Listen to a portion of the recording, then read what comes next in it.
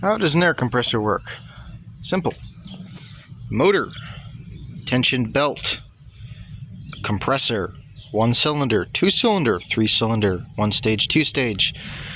2 cylinder or 3 cylinder can be single or dual stage.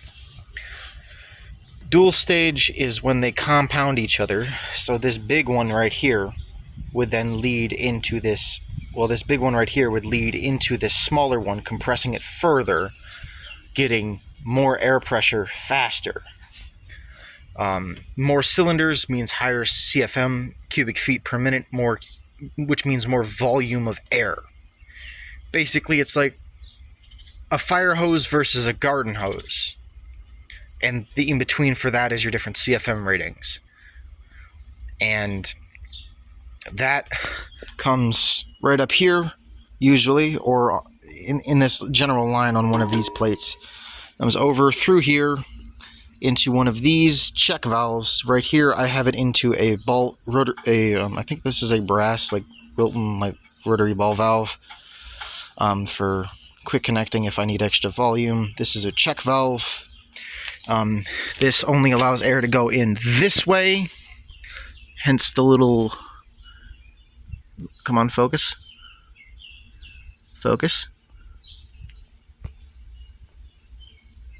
well, there's a little arrow there, you go, little arrow that indicates the flow. This pressurizes the tank pressure comes out at one of these outlets here.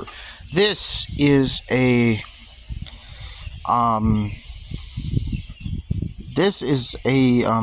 distributor. This is a pressure switch.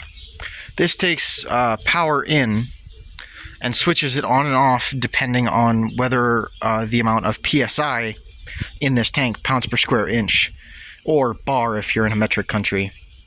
This takes basically 120 to 240 in and switches it on and off. And if it's a 3-phase compressor, you would have like a VFD or something to ramp up and ramp down the motor. This is just an on-off switch. This is a NR44 type valve. How it works, really, I'm not quite sure. All I know is it has a tap here, a tap here, a tap here, and an outlet here. This is tank pressure. This is a pressure blow-off valve. This will trip at 120 psi. This one is set to. This one is built for. If this tank, if it keeps going, if this fails and keeps pumping pressure after 120 psi, this will blow off and vent to atmosphere, venting pressure out into the air, preventing this tank from becoming a 30-gallon bomb. This is the outlet. This is a downsizer from like 1/2 inch to 3/8 NPT, National Pipe Thread. This is all galvanized. This is an air dryer separator. It's a little filmy because I'm trying to fix it. It's old and cracked. The plastic is all worn out. But that's whatever. But this, again, all directional. It says in there, out there. So this takes air in, separates it. There's a little filter element in there. Some of them are replaceable. Some of them, like this, you could like rinse out. Takes air out, goes through this air regulator. This is the pressure at the tank, upstream pressure, some would say. This is downstream pressure. This knob right here, you turn it left or right, depending on how much pressure you want out at the air hose. If this is 140, this will give you anywhere from 0 to 140 at a relatively infinite, at pretty much as variable as you want it to be. Again, in and out, it's a directional system.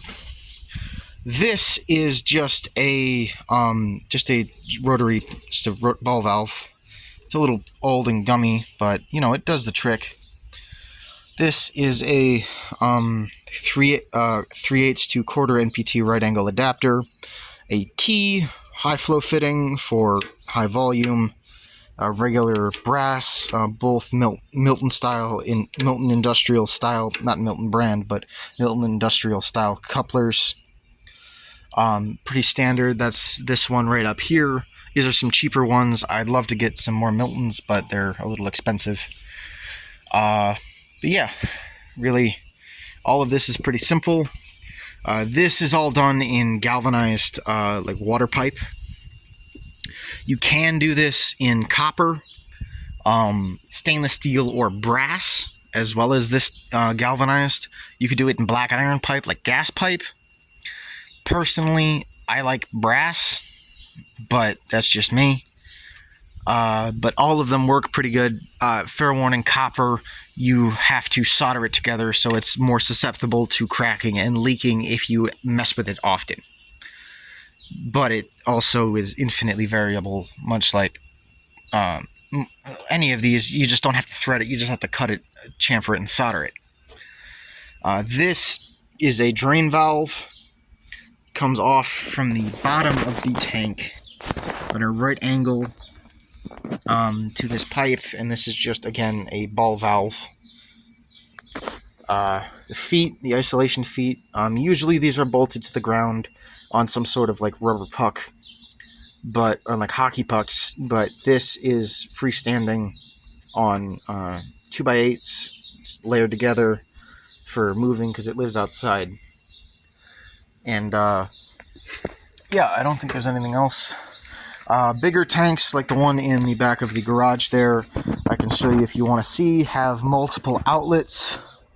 They're big 1 inch or like 1 to 1.5 inch NPT plugs with a four-sided square drive, like a big pipe fitting. Basically, it's a big pipe fitting, like the reverse end of a PVC plumbing fitting.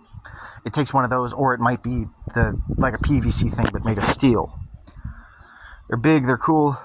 Come back for more if you want to see that. Let me know in the comments. Thank you for watching. I will see you.